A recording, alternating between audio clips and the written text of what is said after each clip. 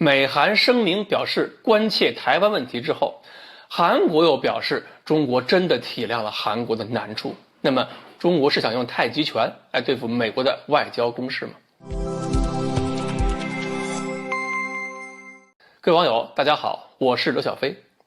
和许多媒体所预期的一样文在寅去了美国之后，双方会谈话题还是谈到了台湾问题、南海问题。那么在联合声明里边有一句话让很多人敏感了一下，就是他们强调维护台湾海峡和平和稳定的重要性。如果没有猜错的话呢，韩国人这一句话，国内很多人会不满意，因为这个事情感觉到又是韩国有可能干预中国内政了嘛。国内很多媒体估计马上要组织一轮对韩国的声讨。但是相对于中国的反应来讲呢，韩国和美国的反应都很有意思。你看韩国方面呢，就是青瓦台那边有官员就说了，相比于中国对美日联合声明的反应，中国对美韩这个联合声明的反应就比以前缓和了很多，说明中国很理解韩国的处境。韩国现在面临的是两难局面。你看青瓦台的人都开始诉苦了，哎呀，中国人这回体谅我们呢，我们真难呢。英国金融时报也提到，韩国面临的问题是什么？就是美国试图说服韩国拿出一个对中国更强硬的声明，但是韩国不干也不妥协所以现在仅仅就是插上一两句话，表示了一下关切这个台湾问题，多了也不敢说。所以好像除了这个面对中国表示的遗憾，美国对韩国也不是特别满意。不过好歹是上次美韩2+2会谈的时候，韩国表示更强硬一点，布林肯很不高兴。这回呢，起码韩国还说了一句话，美国的收获呢稍微多了一点点，算是拉着文在寅向美国走出了一小步嘛。那么算下来的话，韩国现在还没有真正是在中美之间进行选边站。考虑到美国对韩国的这种深入控制水平韩国已经算是比日本表现的硬气多了。毕竟韩国更担心的问题是朝鲜和韩国的问题，而这方面来看，无论如何也是不能得罪中国的。当然了，不能说因为你韩国过日子不容易，你随便说话我们什么都不管了，那不行。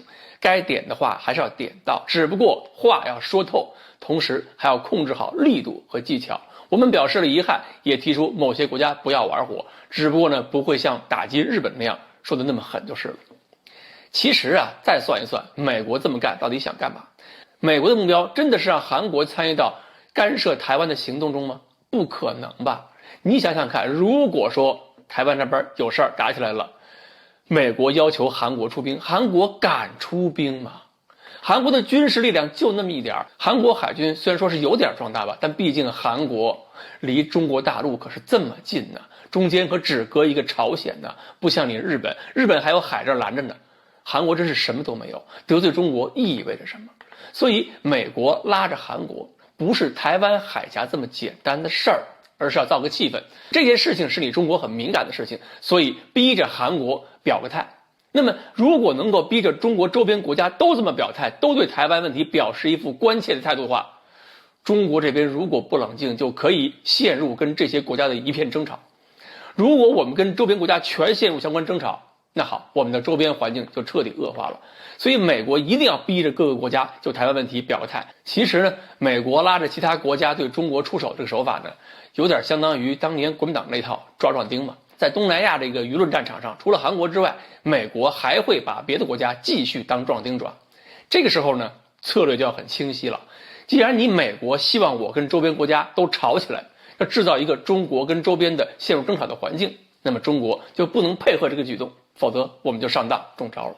所以呢，以前我们也说过，就这种斗争出招之前，我们要看清楚美国所有动作背后的深层次的战略目的，再根据美国的战略目的选择我们下手的方式，而不是简单的以拳对拳，以力抗力。